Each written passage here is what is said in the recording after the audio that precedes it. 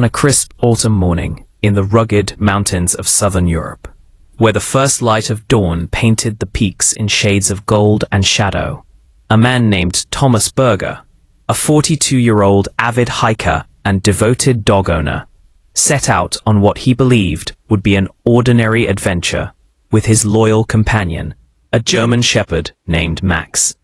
unaware that the journey ahead would test not only his strength and endurance, but also the unbreakable bond between man and dog. A bond so fierce that it would capture headlines and hearts across the world as the story of the loyal dog that refused to leave his injured owner after a devastating fall. Thomas had always been drawn to the wilderness, the sense of freedom that came from stepping away from the clamor of city life in Munich and immersing himself in the silence of nature. And Max had been his steadfast partner in nearly every adventure since he was a pup, trained to obey commands, quick to sense danger, and fiercely protective. So it was with confidence and a light-hearted smile that Thomas packed his rucksack with essentials: water, food, a first aid kit, and a flashlight, slung it over his shoulders, tightened the straps of his boots, and whistled for Max, who bounded excitedly at his side, tail wagging, ears alert, ready for the miles of trails ahead. Together, they began their ascent, the crunch of gravel beneath their feet mixing with the soft panting of the dog, the cool mountain air filling Thomas's lungs, each step carrying them higher along winding paths lined with pines whose needles glistened with dew. And as the sun climbed higher into the sky, the forest gave way to open ridges with sweeping views of valleys carved by centuries of wind and rain. And Thomas paused often to take in the beauty, snapping a few photos with his camera, but mostly just breathing deeply, feeling grateful for the strength in his legs and the companionship at his side,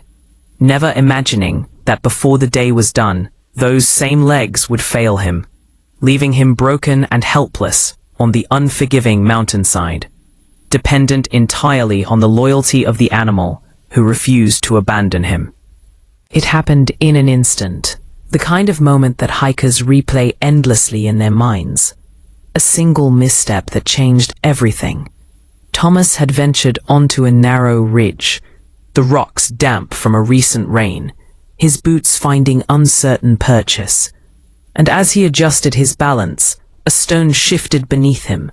sending him sliding down the incline before he could grasp a hold,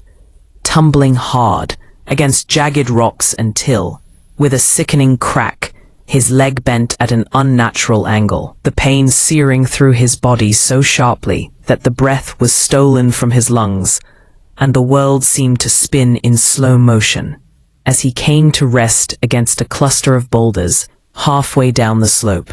dazed, bleeding, and unable to stand. His cry of agony echoed across the valley, startling birds from their perches. But it was Max's frantic bark that filled the air next, sharp and insistent, the dog racing down after his master, paws skidding across loose shale, ears pinned back with fear, yet determination driving him, until he reached Thomas's side, circling him, licking his face, whining as though urging him to get up. But Thomas could not, the pain in his shattered leg unbearable. His attempts to move sending fresh waves of nausea and dizziness through him, and he realized with horror that he had no phone signal here, no way to call for help, trapped on a slope far from the trail, invisible to passing hikers. In that moment, despair threatened to consume him, but Max refused to let him surrender, the dog pressing close for warmth, his body tense with protective energy, eyes scanning the surroundings as though daring the mountain itself to harm his master again.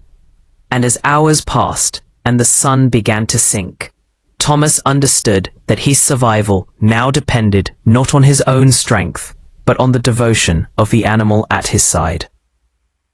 Night fell cold and merciless, the temperature plunging as wind whipped through the ravine. And Thomas, trembling violently, his lips turning blue, fought to stay conscious, curling against Max's thick fur for warmth. The dog lying across him like a living blanket, growling softly at every rustle in the darkness as wolves howled faintly in the distance. And through those endless hours of pain and fear, Max never left him, licking his wounds, nudging him awake when his eyelids grew too heavy, guarding him as if he knew his master's life was a fragile flame he alone could keep burning. When dawn broke at last, Thomas, weak and delirious, whispered for Max to go, to leave him, to find help. And though the dog whined in protest, finally he seemed to understand, bounding up the slope with powerful strides, disappearing into the trees, his bark echoing through the mountains as though announcing to the world that something was terribly wrong. Hours dragged by before help came, but when it did, it was because of Max. Two hikers, startled by the persistent barking of a dog, running back and forth across a trail, stopped to investigate, following him as he darted ahead, pausing to bark again, leading them unerringly down the treacherous slope to where Thomas lay barely conscious, his body broken, but his spirit clinging to life. And the sight of rescuers brought tears of relief to his eyes, though it was Max, leaping protectively between the strangers and his master, until he realized they meant no harm, who had truly saved him. Rescue teams arrived soon after, alerted by the hikers, and they worked carefully to stabilize Thomas, administering pain relief, strapping his leg, securing him to a stretcher, all under the watchful gaze of Max, who paced anxiously, refusing to leave his side,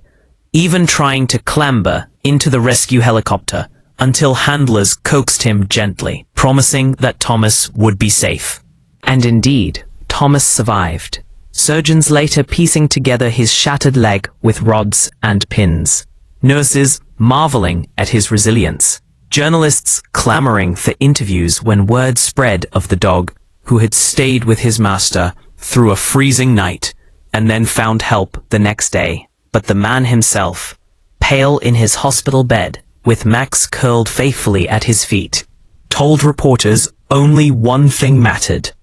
that he owed his life entirely to his loyal dog, who refused to leave him, who kept him warm through the night, who brought rescuers to his side when he could not call out for himself, proving, in the most harrowing of circumstances, that the bonds between human and animal can be as powerful as love itself. A story that resonated across continents,